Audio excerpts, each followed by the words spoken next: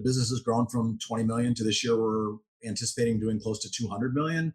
Um, but I wouldn't say that it's not a difficult market. And hopefully this doesn't come across as arrogant. We have been very fortunate in that, but we've worked very deliberately to get listings. And because, as Cindy mentioned, there is an inventory crisis. That is a massive asset in this market right now.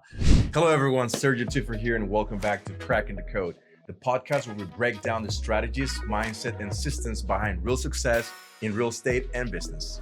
Today's episode is special because we're joined by a powerful duo that represents what modern real estate at the highest level truly looks like. Cindy Raney is a top 1% nationally ranked real estate advisor with over 800 million in luxury sales, known for delivering a deeply personalized, high-touch client experience. And joining her is Jason Mudd, her partner in both life and business, bringing over 25 years of leadership experience across companies like PepsiCo, Bank of America, JP Morgan, and BNY Mellon, where he managed multi-billion-dollar operations and built high-performing teams at scale.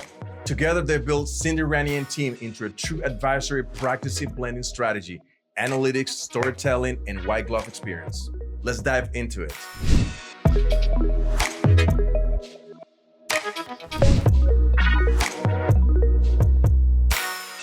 Hello, thank you. How are you doing today? Thank you for joining our conversation. We really appreciate it. We are so happy to be here. Thanks for having us. Absolutely. And for the people that don't know you, do you guys want to do a little introduction about yourself? How do you guys get together? The team that you guys have, and all the businesses that you may be running right now. At the same time. My name is Cindy Raney. This is my husband and business partner, Jason Mudd.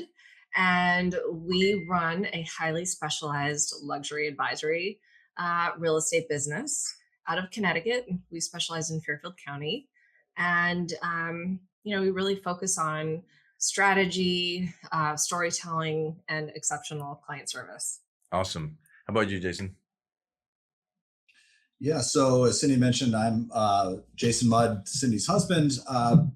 Come from a different walk of life than perhaps a lot of folks in real estate. I spent the vast majority of my career as a banker for JP Morgan and some other institutions. And Cindy and I decided to form a partnership together in 2020 and have been very fortunate. We sort of caught a table that was set very nicely for us when Connecticut really started, the real estate market started to really burst at the seams, especially in the luxury space. So I know we're going to talk a lot about how we've done it and some of the things we've thought through, but we've been very fortunate to be a part of a really nice ride here and watching our business grow. Absolutely. And you guys got together right at the peak, I would say, of the real estate market in 2020, and then probably you guys enjoy a little over a year of a good ride, and then 2022. And how was 2022 in Connecticut, by the way? I mean, was it as bad as other markets? Because, for example, in Virginia, where I had my team,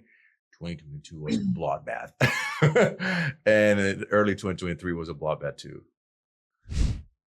What's interesting is prior to COVID, Connecticut led the country in price depreciation. So we were like the biggest loser, going into COVID. And honestly, we have not really had a tough market since that time. There have been times where it's gotten a little bit slower, but really we've had an inventory crisis almost. And we have really just been chugging along. I mean, I know it could be a tougher market for some people, but we have a lot of business, a lot of listings, and we're just I would say it's important to note that we did sort of catch this wave as a surfer with kind of analogy at the top of the wave, but I would say that the wave has really not yet begun to crash. It's sort of, we've stayed on top of this wave for the last 5 years. The business has grown from 20 million to this year we're anticipating doing close to 200 million. But I wouldn't say that it's not a difficult market, and hopefully this doesn't come across as arrogant. We have been very fortunate in that, but we've worked very deliberately to get listings. And because, as Cindy mentioned, there is an inventory crisis. That is a massive asset in this market right now. And because we are getting our fair share of those luxury listings, it begets more listings and has sort of created a self-fulfilling sort of prophecy in that people are calling us because they see our property listed, and then that gets us another listing, which then begets another listing. So I wouldn't say it's been an easy market. for a lot of people. I know a lot of people are working incredibly hard and are not having the same success pattern. But I think, if you do represent the seller, you're in a great position in our market right now. Right. And you both created almost $1 billion company, essentially.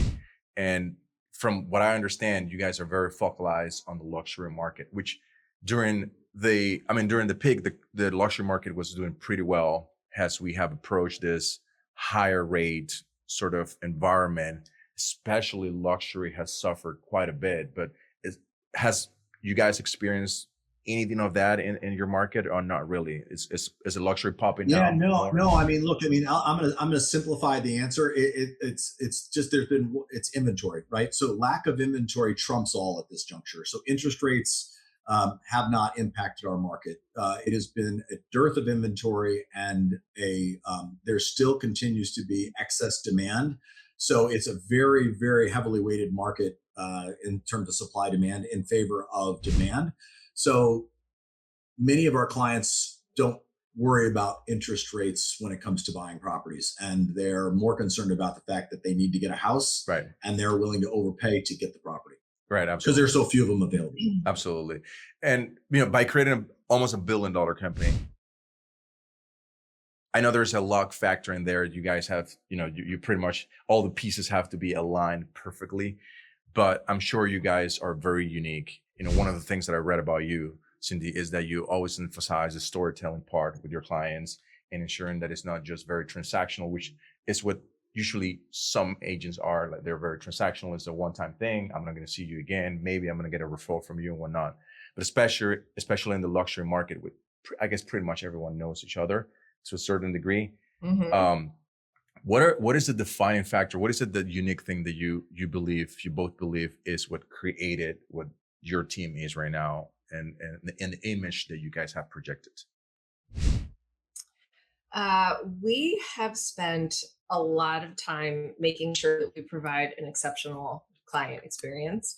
And that really drives everything that we do, from our interaction with clients, the amount of market knowledge we have, um, any of the marketing that we do for our clients. Like, everything that we do and what the clients see is like luxury, high-end, beautiful um, production. And so I think that has really set us apart. And we also have a team of specialists, not just 14 realtors working together. We have a marketing department, we have a PR agency, we have a transaction coordinator. So every position, people are working at the top of their game all the time, and that really helps to allow us to really be the best at what we're doing. Yeah, absolutely. So that's one thing that a lot of leaders struggle, because I'm assuming that you guys are very specialized in the roles that you exercise within your team. And you mentioned that you have a whole team behind it. A lot of leaders struggle with that, which is the delegation part. Is, what do I do? Like, I have this 100 things to do on a daily basis. How do I focus on the things that are really going to move the needle and produce and bring me to the table? How do I hire? How do I build a team together to ensure that all the pieces move forward correctly? I mean, that first step, taking that first step to hire the first person, is, I think, the hardest, because when you come into this sort of as like a solo practitioner doing well, you really feel like I can handle everything. I can do it all, and who's going to do it better than I am? And there were like a lot of conversations between Jason and I, and we had just started coaching with Tom Ferry, and they're like, "You need to hire an assistant. You can't do it all." And I was like, "Well, what would I have him do? I do it all." And that was the toughest role to hire. We did it. And I mean, honestly, my production went from 20 million to 100 million, like in 2 years practically. So you have to focus on the tasks that you're best at, and stop doing the things that are not money making, being on the phone with clients, things that you are not a good use of your time. You've got to stop doing those things. Yeah, like for example, I suck doing charts and numbers and putting processes together. I'm just good at selling. I'm very good at it. I'm very good at getting on the phone, getting in front of people, and just creating connections. That's what I do best. But I know that a lot of my clients, a lot of my friends struggle with that part, which is, do I delegate? I usually tell them, hey, you can probably create a list of 10 things that you do in a day, and then just assign a number to every task. Like this is a $30 an hour task. This is a $4,000 an hour task. And then whatever else you can hire that is less than, I guess, $40, $50 an hour, and just go ahead and delegate it, right? That's the formula that I use. But I know every master has his own book. So I wanted to pivot a little bit on the fact that you guys are operating in a very specific county. Like Logan Matashami and all these guys, they always say, hey, real estate in general is doing well. But of course, a lot of people say my market is suffering right now. So we understand that real estate is very focalized. It's on a almost a per county base, right? So Fairfield County, it's very specialized. What do you guys do to understand your market? I mean, you guys seem to be dominating that county very well. Is there any nuances that you guys identify in your market and how you did it, so maybe others can learn the formula? I mean, Fairfield County is incredibly nuanced, and every town, every price point behaves a little bit differently. And so, Jason really specializes in looking at all the towns, different price points, and he really goes over all the numbers and provides us with some detailed reporting on what is happening. And it's in order to function in this luxury market space, you really have to be the expert in the field. So if we have a listing on Sasko Hill Road, for example, in Fairfield, we know every single home that's transacted, in the past 5 years, who owns them, and what's happening next. And so you can talk a little bit about our market updates that we do for people. Yeah, certainly. So I think your question's an interesting one, because I think markets all have nuance. Yep. And what I think is really important to understand is that you cannot control those nuances, right? You cannot control the markets. So what you really have to focus on, just first principles, is what can I control? So we're really diligent about trying to be learning machines. We spend a lot of time studying the analytics, studying the data, understanding as best we can what those nuances are and what can we bring to a client that's meaningful, right? So we see a lot of times in a market, people will throw out data and they'll say, this is what's going on in this market. Number of homes sold, price, average price per home, median home price, days on market. And they throw it out there and let the customer interpret what that means. And yeah, we would argue that is not really helpful. What we would argue is that you should really explain the data to people. What should they understand that the data is saying?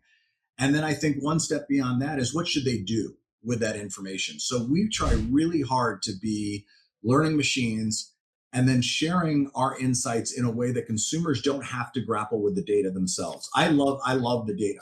A lot of people don't.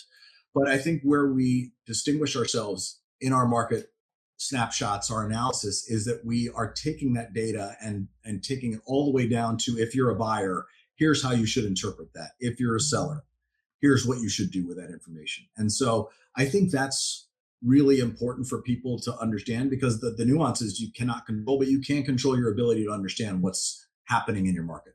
And do you do a lot of analog activities, meaning open houses, door knocking, flyers, sponsoring events, or do you focus more on the digital aspect of the marketing, podcasts, PPC, etc.? How do you guys manage the activity of getting new leads in that area? We do, right now, I think most of our business actually comes from our sphere and from repeat clients and referrals. And so we are really lucky that, usually we have inbound calls coming in. We have a very strong social media presence. Instagram is working extremely well for us right now. We've got over 1 million views per month. Oh, wow. And our listing posts are getting more views on Instagram than they are getting on Zillow. So for instance, in our listing pitch, if we're going on one, we usually talk about the fact that literally Zillow can get 3,000 or 4,000 views per listing, and we get like 140,000 sometimes. And we have people literally coming from different parts of the country to see our listings. They fly in, maybe they don't buy that house, but they buy something else. Right. So that's really where a lot of our business comes from. Plus, we Yeah. sponsor events, and we're really a huge part of our community that way too. Yeah. Let me just one tag along, because the answer that Cindy gave is 100% where we are today. But to suggest that we didn't do a lot of that, sending out a flyer, sending out a mailer, using a listing to get a listing, we've gotten to the stage now where we're getting a lot of inbound calls and a lot of referrals, but we put in a lot of the yeoman's work ahead of that to get to this stage. So I don't want to mislead anybody and just suggest that we've sort of started here and stayed here. We started here and have built. And one of the building blocks was, when we got a listing, we would mail out a flyer to all of the neighbors, letting them know that we had a listing coming on, and come see your neighbor and come see what the house was worth. And then when it sold, just sold with, but again, very specific on the strategy that we used to get them $250,000 over ask, or in some cases, $100 more per square foot than is the average in a market, so that somebody who's thinking about selling says, holy cow, on my 4,000 square foot house, that would be $400,000 more than what I would get if I got the market average, right? So we're just, again, a lot of that stuff did help us get to where we are today. We're fortunate now that we do get a lot of incoming calls. And with that big inflow of leads coming in, do you guys use any sort of appointment setting, or is that just distributed among your agents? And how do you guys work in that area? We use Follow Boss, and our inbound leads are coming in through our Luxury Presence website, or through our social media, or through a phone call. And Jason and I see what's coming in, and we figure out who the best fit is to help a client that comes in. Perfect. But we actually look at each one that comes in. Absolutely. Two different backgrounds. You were in banking, more traditional real estate role on your end. How was that first conversation 5 years ago when you guys decided to build a team? Say, hey, this is what you're going to do. This is what I'm going to do. Or was that an uphill battle at the beginning? Can you guys walk me through it? I'm very curious about it, because, banking, real estate is just so different. I mean, real estate is so dynamic. Banking is more traditional oriented process, slower to a certain degree, I would say, right? Real estate has to be fast all the time, taking calls, going on appointments and whatnot. And we're married. So it's like, you guys are married, right? It's my house. And we still love each other. Right? It was, I remember when we were first thinking about doing this, and we would be at a Tom Ferry conference, and our coach would try to match us up with any other husband and wife teams. And we're like, how do you do this? And everyone would just say, stay in your lane. I was like, what in the world does that mean? Until we tripped over each other a few times. And then our role sort of naturally evolved from there. And there was no clear path in the beginning. And it really just he is amazing at building our business. Jason's our visionary. He is such a big thinker. He reads a new business book every day. Don't roll your eyes. And he does. And he is our visionary, and he's really keeping us on track and moving toward our goals. I mean, we wouldn't be anywhere near where we are today with the success of the team or anything without Jason. And my role is really client facing, relationships, and negotiating, the best things we can for our clients. And I genuinely care about the outcome.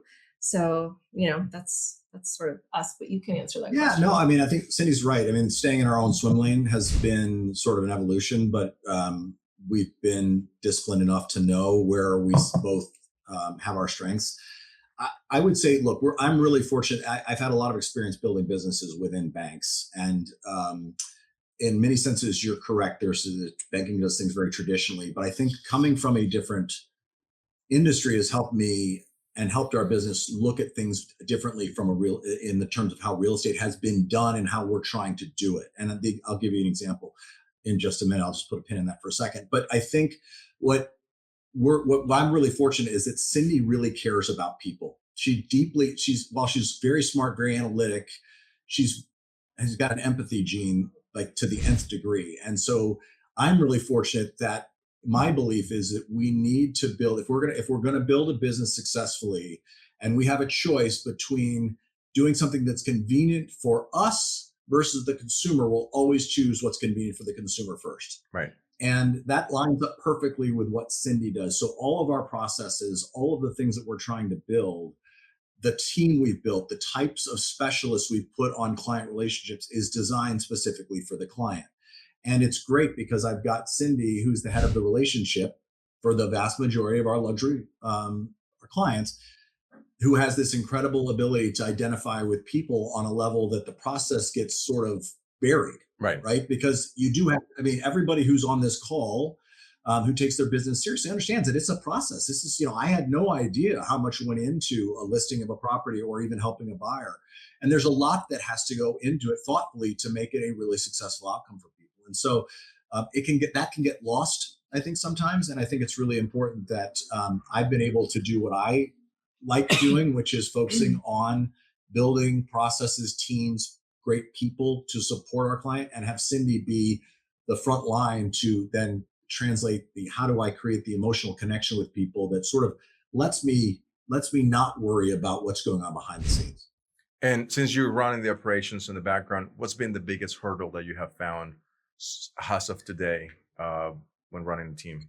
Yeah, I mean, look, this is one of those problems that you wish you could have had or foreseen. Is our growth has been so explosive that there are times where we haven't been able to find the right people to help us fulfill all of the roles. So there are multiple times I'm wearing multiple hats, or Cindy has to wear a few more hats than I would like for her to. We're very deliberate about how we bring people on the team. So this is a shout out to anybody on this call. If anybody knows somebody who's a wonderful team contributor in Fairfield County, Connecticut, please send them our way. No, seriously, the business has grown so rapidly that we feel very, very fortunate. But to maintain the level of service, the level of quality, the level of detail that we really focus on, we would like to make sure we get a few more quality people on the team. And it's been very difficult to find people that fit our culture, our ethos, work ethic. We've got a very high standard, which we believe we need to have to keep our client relationships as solid as they are. But that's been the biggest hurdle for us. It's a good problem to have. We're grateful, but it's definitely a good problem to have. So do you guys feel that you're gonna plateau in your market anytime soon because your growth is so rapid? Are you planning to expand to other counties, or are you just going to stay there for now? I can answer that and Cindy can weigh in. So the first question, do I think we're going to plateau? No. And we can get into that if you want, but the answer is no. And then two, we are looking to grow further in the existing county we're in, which is Fairfield County, which comprises a number of wealthy neighborhoods that we are not currently do not currently have advisors who are helping us grow the business, but we are looking in those geographies. And we are looking beyond Fairfield County into other geographies where clients of ours may have second properties, where we can think about how can we be helpful advising them on real estate decisions in markets outside of Fairfield County. Similar to how you wouldn't change your financial advisor if you have a house in New York and go to Florida. Yeah, right? absolutely. You wouldn't switch up. It makes sense. Because the only reason why I was asking if you think you were going to plateau is if you're dominating the market. I mean, there's just so many listings you can get, especially if it's a luxury market on a very specific county. That's the only reason why I was asking, because I was curious about it. I feel like there's a lot of business to go around, and that's even so, like in an office where there's a number of really great top producers. I mean, we're not really competing for the same business. It's like there are many people that are moving, and I can't imagine us plateauing, and plus we never take our foot off the gas. So I just don't think that would happen. Yeah, and just like since we've been talking about statistics, in one of the markets where we have number one market share, and it's by an over 2-to-1 margin, we only have 16% of the volume in that market, right? Which is, it's magnificent. We're thrilled with it. But if I said we could get to 20% or to 25%, and this is in a market where homes are $3 million, that 10% difference would be pretty substantive to our overall mix. And as I mentioned, there are other markets that we're not currently in, but we're in the process of finding people to help us grow. And if we can get into those markets where homes are 5 million, 10 million, 15 million, again, we're not looking to sell at hundreds of units. We're looking to be really high quality, really great with our clients. And maybe it's only a handful of transactions, but as anybody can do the math. 5 transactions at 10 million a piece is a good number. Absolutely. It's a fantastic number. Well, it's going to be very exciting to see you guys move into another market. I know that people is usually the biggest hurdle in any organization that is looking to expand. So finding the right fit or the right operator, I would say, maybe to help you ease a little bit of the stuff that you're doing in your current market. That's going to be very, very challenging, but I wish you luck. Cindy, you've been ranked among the 1% nationally many times. I mean, you have so many awards. What do you think is the key to your success? I mean, it's just relentless effort, or is there anything else? Honestly, I think the more I talk to people that are really successful at something, I feel like there was always some reason why they were so hyper competitive or like had to work as hard as they did. I mean, there was a period of time where I was a single mom with 3 kids, and like there's nothing that I wouldn't do to work and provide a great lifestyle for them. And so like I don't know. I have this drive that I've always had. I had a brief career on Wall Street before I left and started my real estate career. So that's how I was trained.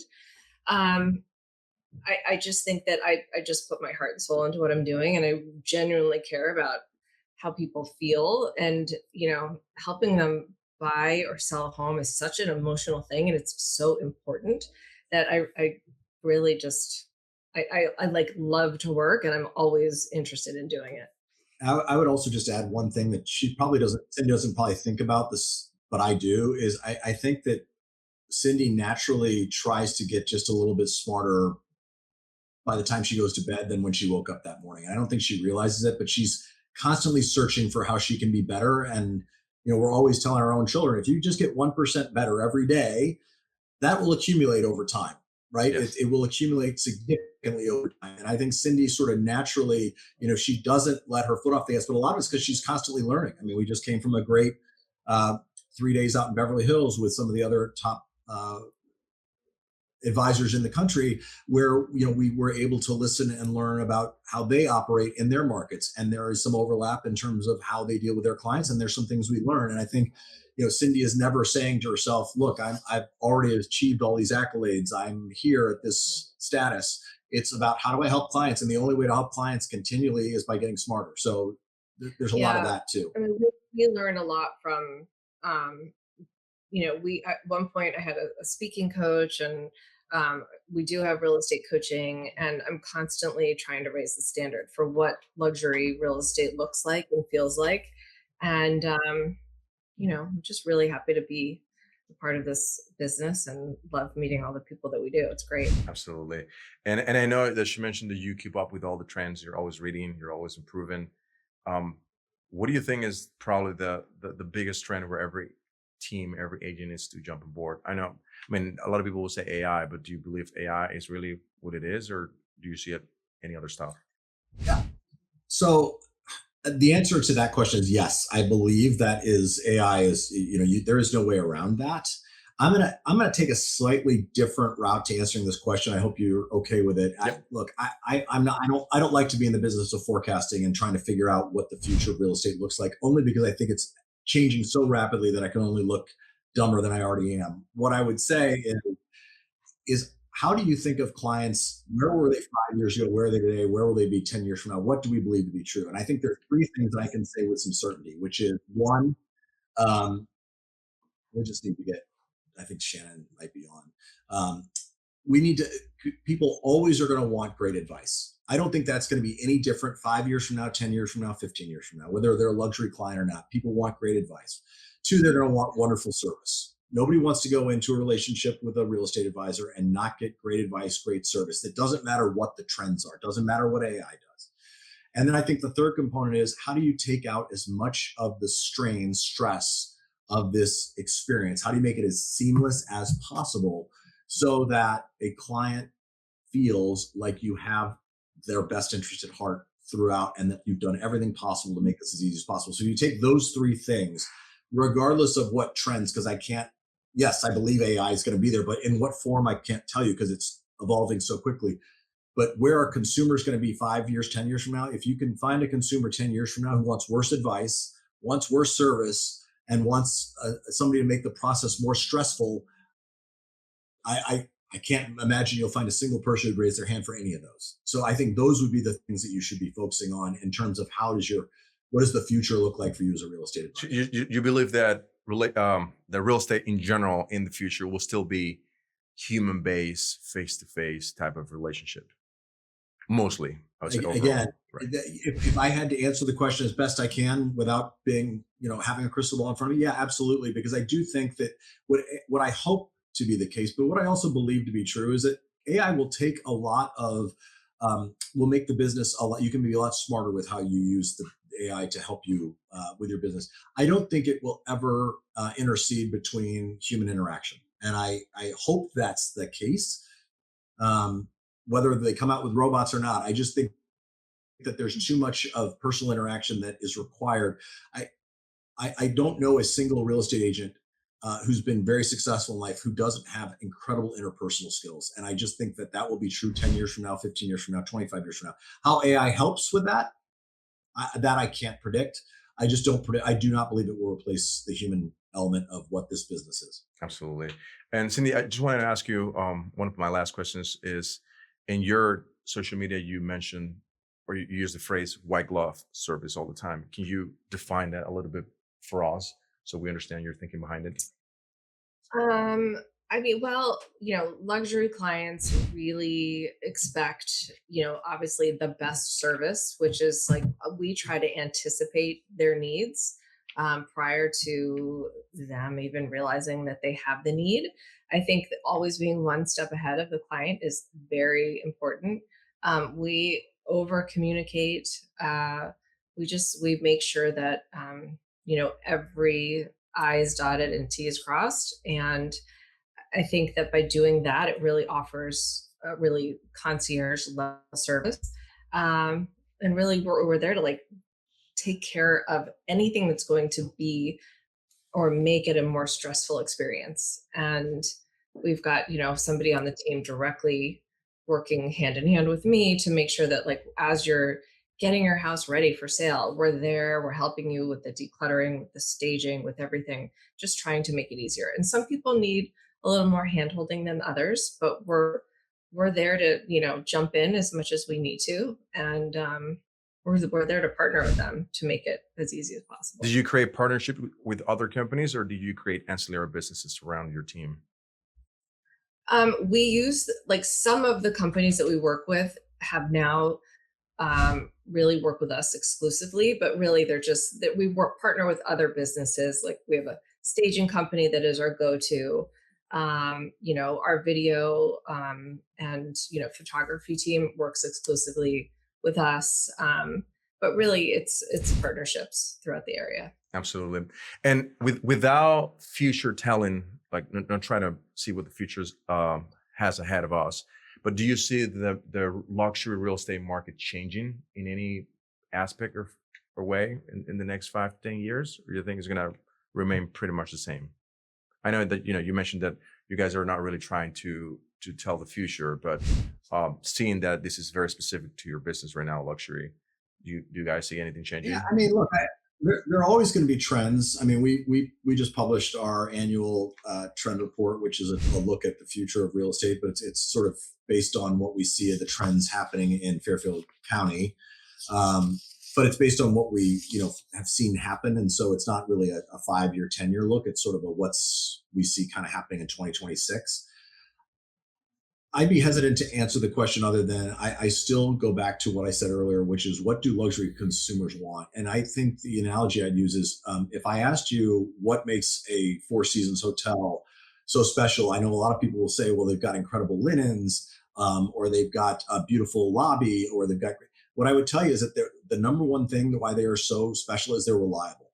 Every Four Seasons you go into, it doesn't matter where you are in the world, it's the same experience every time. And I think if we can continue to be reliable in what we tell people we're going to deliver and deliver upon that consistently. I think luxury consumers will continue to crave that as much as anything, right? It's not about necessarily having the neatest inside trick or understanding the newest trend tomorrow. What's most important is that when somebody calls us, they have an expectation of us, and we've got to deliver on that repeatedly. And if we continue to do that, I think that will be the best way to continue to satisfy the needs of a luxury consumer 5 years, 10 years from now. Appreciate it. Now, I call this section rapid fire questions. These are very short questions with short answers. This is my first time doing a podcast with a husband and wife. So you guys can answer whoever you think has the best answer. You can just give it to me. So one thing that instantly elevates a luxury listing. What is the one thing that instantly makes a difference? Besides our team? No, I'm sorry. I would say like photography, videography, storytelling, making the emotional connection with the house and making it feel warm. It can't feel cavernous and big. It has to feel warm, like you want to live there. Awesome. One metric that actually matters. What is the one metric that actually matters? So I'm going to give you 1A, 1B. 1A is our customer satisfaction. That's the metric that really matters to me. And the second one is actually probably 1A AA, which is our employee satisfaction. I think if we make our employees continue to treat our employees very well, that they will continue to treat our clients very well. Awesome. So what is a metric that most teams and real estate agents are tracking that is not really that important? Well, look, I will say your client reviews would be the metric that I would check, because I think a lot of people focus on, I'm number one, I do this much volume, I do that, and it's self-serving. I would much rather be able to say that we have 100% of our clients who feel that they're incredibly satisfied with the experience they've had with us, than I would to be able to say we're number one in a market. And finally, what is the one book that you guys recommend to any real estate team or agent? Sorry, I missed the question. One book. There are a lot of what I tend to like are biographies. So if I were to read a biography, I'd read one on Jeff Bezos, because he is an incredibly smart entrepreneur. And I think there's a lot of what he has built within Amazon that can resonate with anybody who's in it. He is very consumer focused, customer focused. He is very good at taking problems and solving problems for people, which is really what we do day in and day out. So I would say that there's Amazon Unbound is a great book. And I think it was written by, I would say somebody Stone is his last name. But anyway, you can find a book on Jeff Bezos and read about him, and you'll learn a lot. Okay. Well, I appreciate the conversation. So one final message that you guys have for your audience or anyone that is watching and seeing and listening to this podcast. If you want, let's say you want every real estate agent or team to listen to this, what would you say?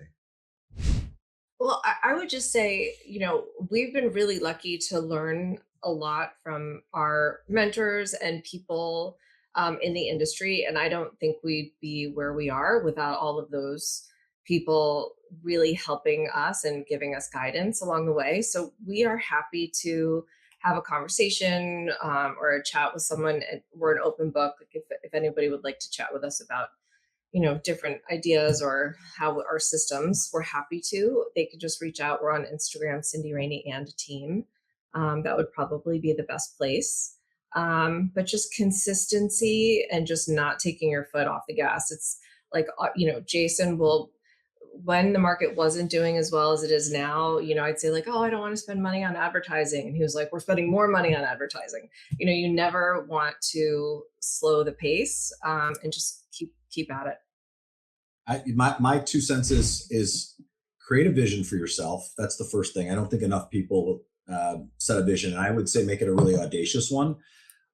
I would say be really stubborn in that vision, but be really flexible in the details on how you get there. Meaning we've done a lot of brute force sort of pathfinding, meaning we've gone down a lot of avenues to sort of figure out if that's the right way to go. And we've hit blockades a lot of times, but we've been flexible and we've moved and we've shifted and we've been able to adapt. And I think that the vision has never changed. What we want to deliver is this exceptional experience for people.